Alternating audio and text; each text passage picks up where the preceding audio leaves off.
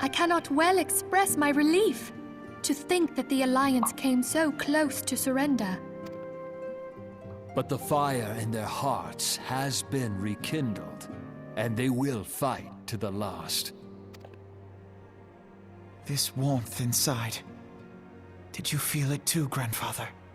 I would know something. Was that your power at work earlier? Nothing of the sort. The leaders of Eorzea had lost their way. I merely helped them to find it again. Oh, hello. Yes, our party returned just a moment ago. How close are you? It's all right, Sid. We must needs plan our next move. Pray continue liaising with your respective nations. Sid, would you be our man in Ul'dah? I'll be whatever and wherever you need me to be.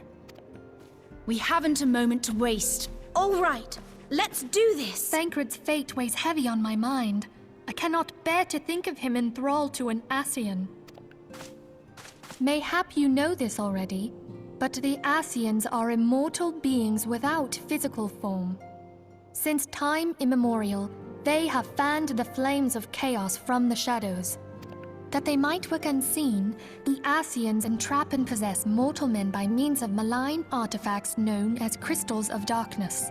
One such crystal may yet be the key to saving Thancred.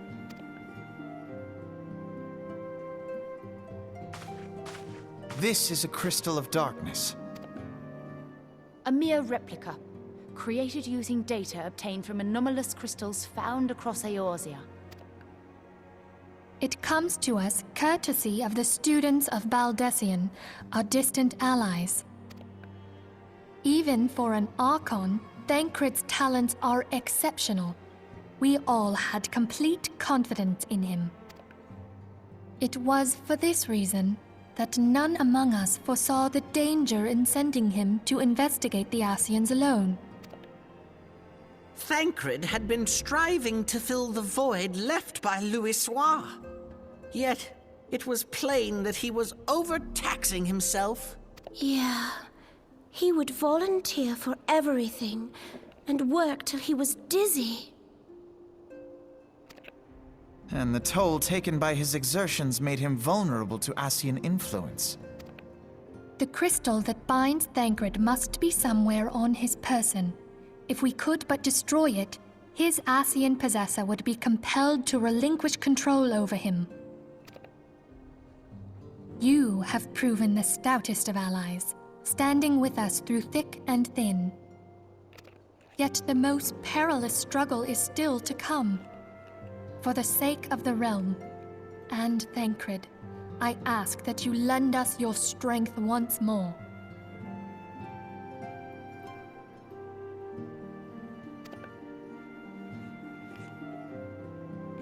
Thank you, from the bottom of my heart. As I am sure you are aware, the realm was saved from certain doom 5 years ago by heroes known as the Warriors of Light.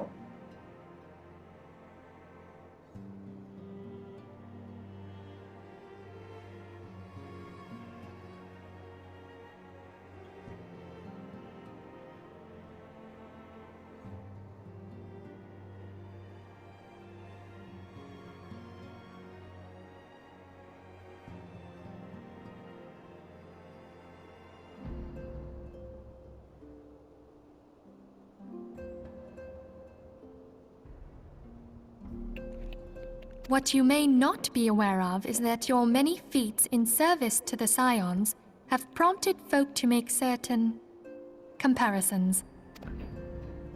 I must confess, you do remind me of them. Hello.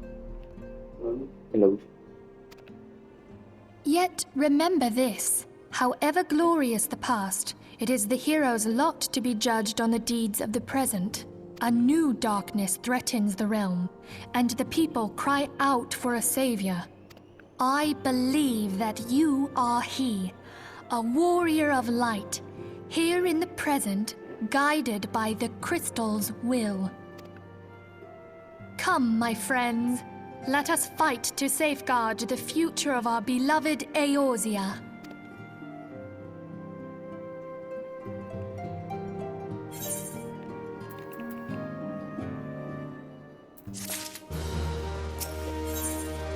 Operation Arc.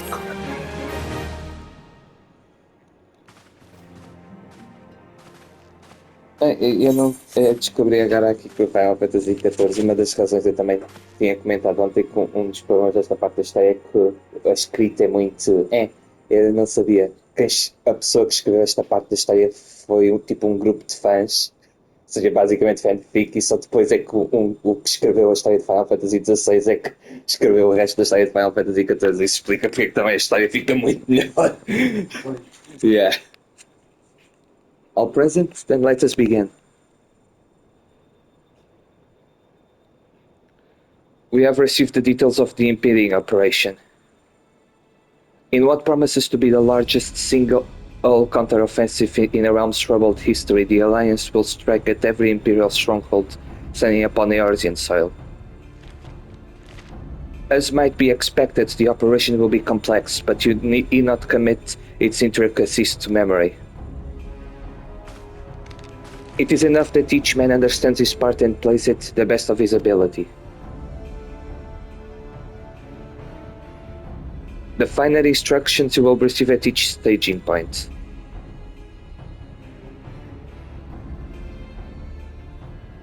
To begin, let us review the distribution of our forces. From west to east, the Maelstrom of Limsa Lominsa, the Immortal Flames of Hulda, and the Order of the Twin Nether of Gridania. Next, let us examine the locations of the Imperial strongholds. Near Limsa Lominsa we have Castrum Mos Eden, situated in eastern Vilbrand, and Castrum Mariam, which lies to the south of east, in the midst of the Rutano Sea. Near Hulda we have Castrum Meridium to the north, and a coastal outpost at Cape Westwind, which connects the Castrum Mariam to the mainland by means of a Magitech transporter. Near Gridania we have Castrum Oriens, which lies upon the eastern edge of the Twelves Wood. And finally in Mordona stands Castrum Sentry, a thorn in the heart of Eorzea. The forthcoming operation will see allied forces assault each of the aforementioned locations, with the ultimate objective of destroying the Empire's new weapon housed with Castrum Meridium. As one might expect of the Black Wolf's seat of power, Castrum Meridium boasts all that's impenetrable defenses. If we are to breach it, we must needs isolate it from its sister strongholds. To do otherwise would be to risk being cuffed twixt hammer and anvil. Alright. Só uma. Sim. The operation will comprise 4 distinct phases, all told. The first shall see us eliminate one of the Black Wolf's most trusted lieutenants, Rifanian Sanzarvina. According to our intelligence, the Prefectus is due to visit the Imperial outpost at Cape Westwind for an inspection. When he arrives, we shall dispatch an elite adventurer unit to eliminate him. Joseph, we would have you lead this assault. Raffen is a peerless field technician. Shorn of his leadership, the garrison at Castrum Occident will be as a snake without its head. Phase 2 will see us sever Castrum Meridium's primary lines of supply. As soon as Rifanian's presence is confirmed at the coastal outpost, the Maelstrom will lay siege to Castrum Occident. At that very hour, the Lumisian Armada, helmed by the Admiral herself, shall move to blockade Castrum Meridium. Não levas a chave? Sim, sim. Meanwhile, in the 12th Wood, the Order of the Twin Nether will surround Castrum Oriens.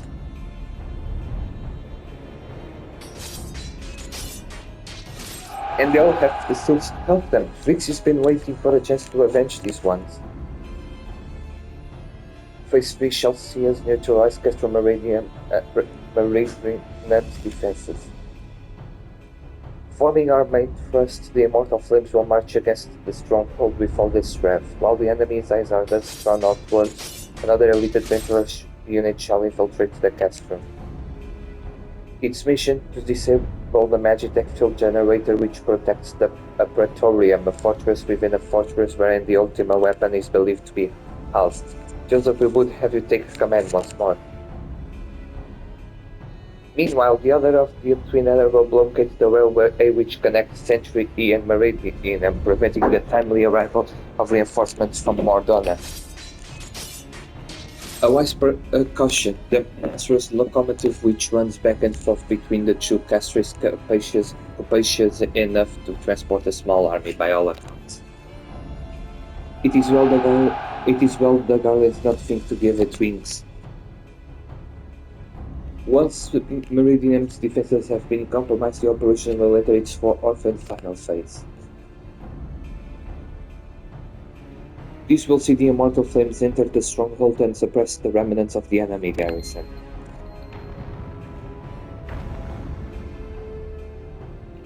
Allowing Joseph's units to pass and post into the Praetorium, where they will locate and destroy the Ultima weapon.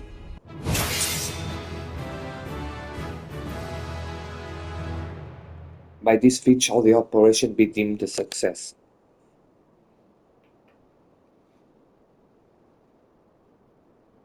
In addition to the Grand Companies, we can count upon the support of a variety of other parties, from the Pirates of Lims and Lomisa to the Monarchists of Hulda. In all, the operation will involve no fewer than 12 major factions.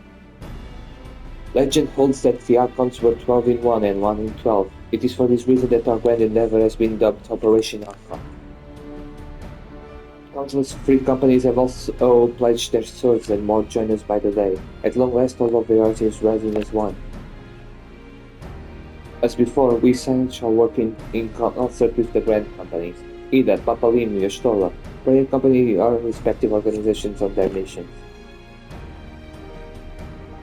Urianger, I would have you represented in Hulda. We assure the financiers they have made a sound investment, and that is done pray return here and aid in the coordination of our forces. Kataru, please assist Urianger in any way you are able and ensure that everyone is kept abreast at the latest developments. Midfield, Urias said, I shall accompany the main host in an advisory capacity. It will be our task to analyze intelligence as it comes into our possession and make the necessary recommendations to commands. As Alfinod mentioned, you are to lead the elite unit of adventurers whose task it will be to see each Operation Archon main objectives fulfilled. Yours is the most important role of all, and like to be the most dangerous. Pray choose your party well and sink not in your preparation. The battle for the future of the realm is about to begin. Together, let us show the Black Wolf the power of a united Eorzea.